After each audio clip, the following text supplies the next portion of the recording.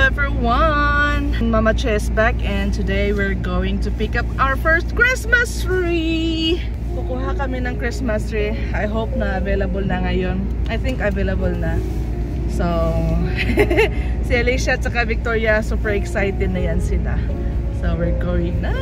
Let's see kung anong Christmas tree yung makukuha natin, diba? So, every year kumukuha kami ng talaga Christmas tree. Mas maganda kasi pag yung yung tunay na Christmas tree. Pwede naman na artificial yung plastic. Alam naman na Pinay ako, wala tayong ganito sa Pilipinas, puro na ng plastic. So ngayon, itatry ko na naman yung tunay na Christmas tree talaga. So, ayan. And naglinis na ako sa bahay para ready na yung kung saan ilalagay yung Christmas tree namin. So, ayan. We're on the way na. See you there!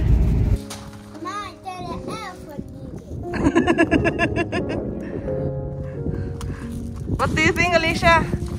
Okay. Yeah? Lipin. Paso din da. Medyo maliliit yung mga Christmas tree nila dito ngayon. Tinawas lili lang ga.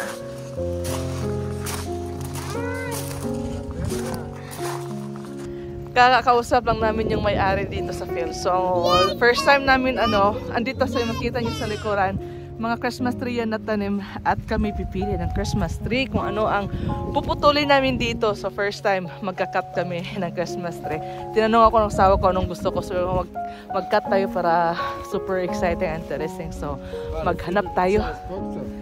Si Victoria kasi maputi kasi doon banda Nakaano siya, rubber boots pero hindi niya alam paano maglakad. So, nagkadumi-dumi na si Victoria. So, di ba ang dami nilang mga Christmas tree, tinan niyo po. So exciting to siya. Tinanong ako ng asawa ko anong pipiliin ko, yung nakakat na ba daw doon. Kasi yung nakakat nila doon, pang Christmas, nakabalot na kasi sabi ko, wag na lang siguro yung nakabalot kasi babalutin na naman din nila ulit. Ha? Yeah, so maghahanap na. Din siya fin, Är det? Ja. Ja. Den där. Den där.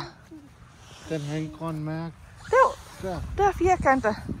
Katulong na may square da. Så er det 200. Det er above 2 meter. Det er også fint navn.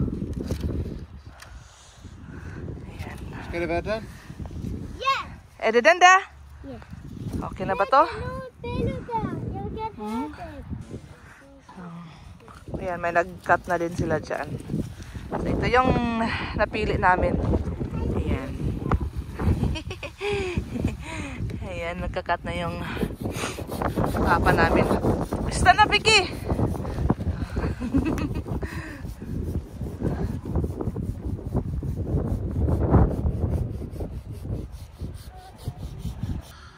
Ganda. Hazel is doing a wonderful job here. And the children are playing. Hello! Victoria, Alicia! Mama Che is doing a great job.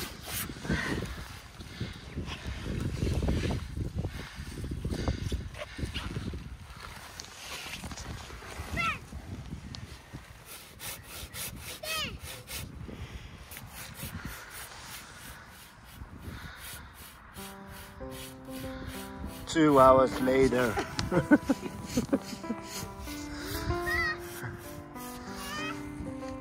The next day.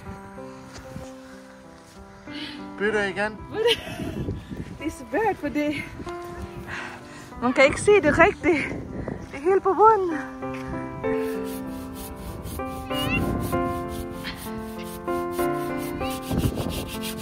Yay!